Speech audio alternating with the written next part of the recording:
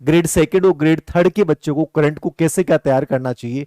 तो ओम प्रकाश सर आज हमारे साथ हैं, बड़ा व्यापक एक्सपीरियंस रहा है, ग्रेड फर्स्ट में टॉप, ग्रेड सेकंड में टॉप, ग्रेड थर्ड में टॉप, और वर्तमान में भारतीय राजस्थान प्रशासनिक सेवाओं में कार्यरत हैं, और एक बड़ा टच है इनका परीक्षाओं से, और अभी भी बहुत ज्यादा अच्छा अटैचमेंट है परीक्षाओं से। तो सर बताएं थोड़ा सा इन बच्चों को। तो देखिए, करंट के मैंने हमेशा दो भाग मुख्यतः माने हैं।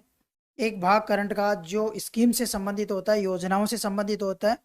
उन योजनाओं के को आपके सिलेबस में कहीं पर लिखा हुआ है राजस्थान की कल्याणकारी योजनाएं, कहीं पर भारत सरकार की योजनाएं लिखा हुआ है, कहीं पर आपके सिलेबस में लिखा हुआ है फ्लैगशिप प्रोग्राम, और कहीं पर किसी और नाम से उन योजनाओं को लिखा गया है। तो वो सभी एक तरह से योजनाएं हैं। और मैं जो पहला फोकस सर योजनाओं पे करता था, और योजनाओं के लिए मैं अलग से नोट्स बना लेता था।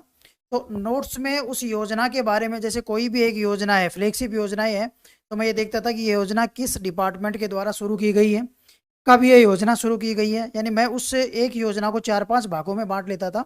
फिर दूसरा जो बनता था कि बाकी और पेपर को कैसे तैयार करें। तो देखिए, जैसे पॉलिटी का जो प्रश्न होते थे, तो जो पॉलिटी का चैप्टर होता था उसी के साथ मैं देख लेता था। जैसे मानवाधिकार आयोग है, उसमें कोई अमेंडमेंट हुआ है या कोई नया संशोधन हुआ है, तो मानवाधिकार आयोग वाले चैप्टर में ही मैं ले लेता था। यदि और कोई आयोग है या और राष्ट्रपति है, राज्यपाल है, जहां पर वो टॉपिक है ना, वहीं पर मैं सोच लेता था, या मैं इस प्रकार से बना लेता था। तो पॉलिटी और इकोनॉमिक्स को तो मैं उसी तरह से साथ साथ ले लेता था। बाकी खेल खिलाड़ी और ये प्रश्न बचते थे। तो एक कोई सी भी करंट अफेयर की बुक है ना, उसको आपका बेस बनाओ, बेस बना करके उसको पूरा एक बार पढ़ के एक दो बार और पढ़ दो, फिर हाईलाइट कर लो। फिर आप दूसरी बुक लाओगे करंट अफेयर की, तो उसमें केवल वही पढ़ो जो उसमें नहीं है।